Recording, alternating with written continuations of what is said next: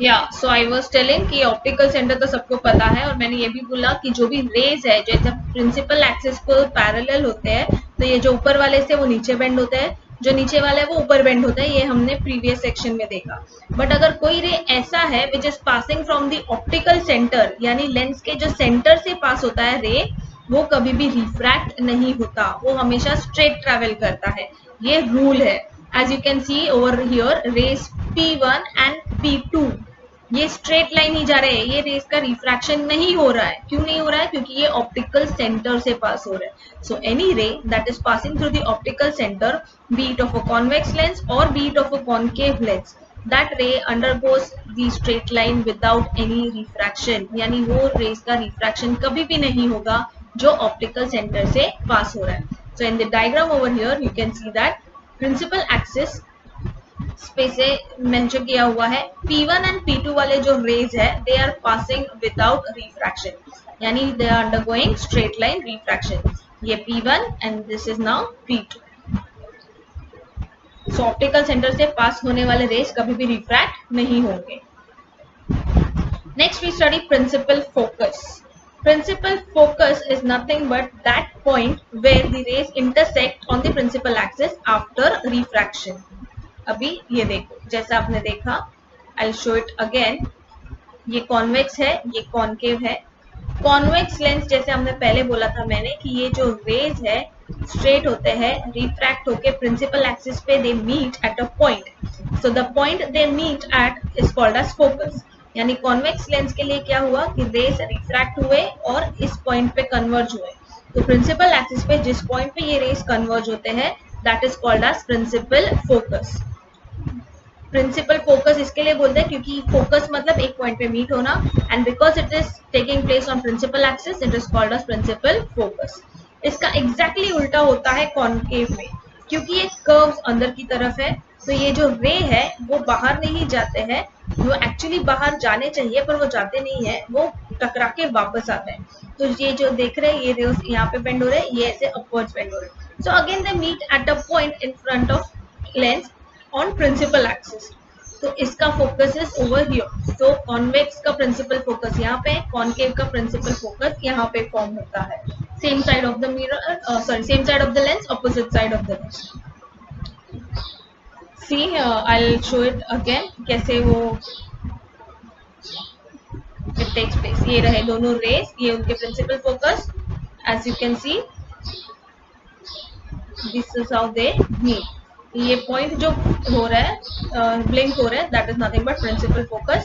Again there will be two focus क्योंकि दो side है, क्योंकि अगर ये साइड से रेज आते हैं तो वो ये साइड पे कन्वर्ज होंगे। सिमिलरली यहाँ से रेज आते हैं तो ये साइड पे कन्वर्ज होंगे। इसके लिए अपने पास दो फोकस है, F1 and F2। Now as I said कि लाइट रेज जो कॉन्वेक्स लेंस पे गिरता है वो कन्वर्ज होता है, इसके लिए उसको कन्वर्जिंग लेंस बोलते हैं, which is also given over here, come together and gets focused at a point on the principal axis, hence they are called as converging lens. Similarly यहाँ पे जो होते हैं जैसे ये कॉन्केव लेंस है कि ये जो रेज है वो ट्रैवल होते हैं, हिट होके वापस आते हैं, या you can say they diverge. Actually वापस आ रहे हैं इन द सेंस ये हमने ऐसे दिखाया है, एक्चुअली क्या होता है कि वो रिफ्रैक्ट होके बाहर जाते हैं। तो देखो यहाँ पे कैसे ये एक साथ आ रहे हैं, यहाँ पे कैसे ये सब अलग जा रहे हैं, एक ये ऊपर जा रहा है एक नीचे जा रहा है, तो ये इस पार्ट पे वो कभी भी इंटरसेक्ट नहीं होंगे। सो हम उसको बैकवर्ड ट्रेस करते हैं। So this lens causes the rays to diverge, hence it is called as a diverging lens. It is given over here. ये रहा प्रिंसिपल फोकस, दो प्रिंसिपल फोकसेस है, ये हमेशा रेस को डाइवर्ट करता है, hence it is called as diverging lens.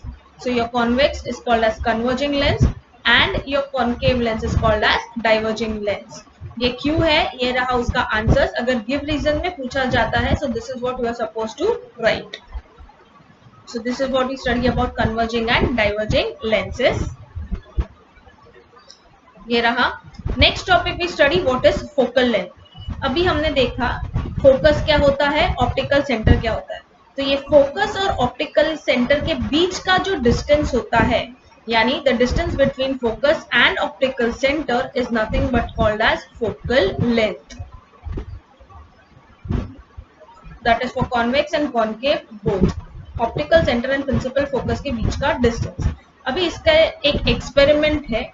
ये हमें फोकल लेंथ भी बताता है कि क्या है, प्लस ये हमें हेल्प भी करता है समझने के लिए कि फोकल लेंथ ज्यादा हुआ तो ऑब्जेक्ट क्लियर दिखता है या नहीं, कि फोकल लेंथ कम होने पे ऑब्जेक्ट क्लियर दिखता है.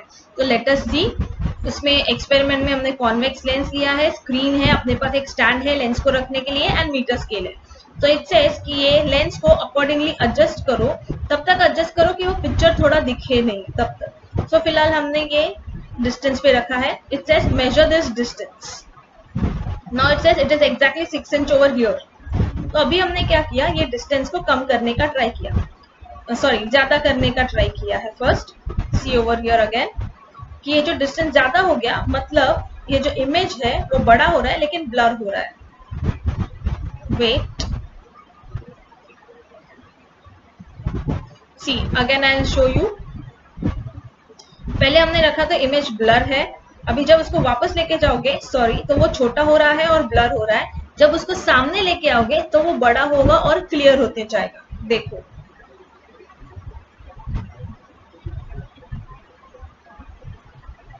ठीक है.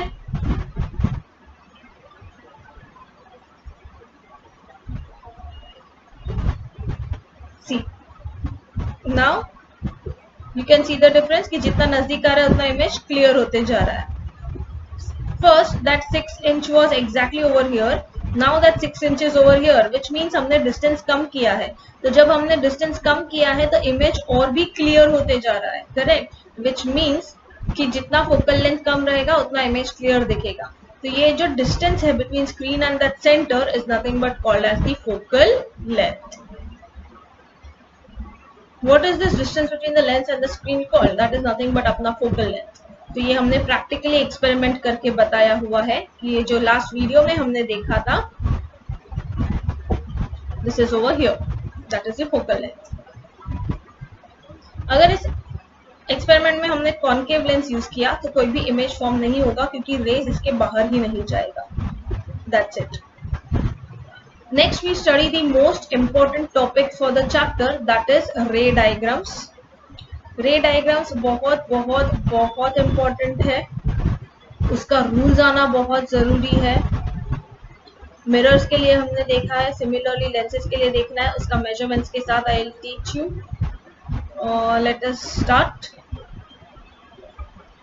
First, okay, before starting with this I would just like you to have a look on the rules of ray diagram over here. ये रहे रूल्स. ये बोलता है कि कोई भी रे, इंसिडेंट रे, अगर प्रिंसिपल एक्सिस को पैरेलल होता है तो उसका रिफ्रैक्टेड रे जो भी है वो फोकस से पास होगा. यानी ये देखो, ये इंसिडेंट रे, ये प्रिंसिपल एक्सिस को पैरेलल है, तो इसका रिफ्लेक्टेड रे या रिफ्रैक्टेड रे हमेशा फोकस से पास होगा. अगर इंसिडेंट रे फोकस से पास हो रहा है तो उसका रिफ्रैक्टेड रे हमेशा पैरेलल होगा. कॉन्वेक्स लेंस के लिए है, कॉन्केव के लिए भी वही है. सी, फर्स्ट एंड सेकंड एग्जैक्टली उल्टा है. पैरेलल है, फोकस से पास हो रहा है, फोकस से पास हो रहा है तो रिफ्रैक्टेड रे पैरेलल है. और ये तो हमने देखा ही था कि कोई भी रे अगर ऑप्टिकल सेंटर से पास होता है तो वो रिफ्रैक्ट नहीं होगा, it will continue that same path. So this is rule number 1, rule number 2 and rule number 3. ये तीनों रूल याद रखने हैं. ये तीनों रूल 3-3 बार लिखने हैं डायग्राम्स के साथ. होमवर्क में सबमिट करना है आज. Apart from that, there will be more homework which you have to submit it by today 7 PM. So I guess we'll study only this much today. Ray diagrams I'll teach you in the next chapter, next video, because वो बहुत ज़्यादा हो जाएगा. तो आज आपको क्या करना है, what you have to do is lens क्या होता है उसका डेफिनेशन लिखना है. फिर ये जो टर्म्स है जो हम लेंस के रिलेटेड यूज करते हैं, with this diagram you have to write this terms 3 times and you have to write this rule for the images formed by convex lens. ये एक डायग्राम, एक rule, diagram and rule. You will not draw diagram दो बार बोला तो ये एक दो बार एंड लिखना randomly. I will not accept that kind of homework.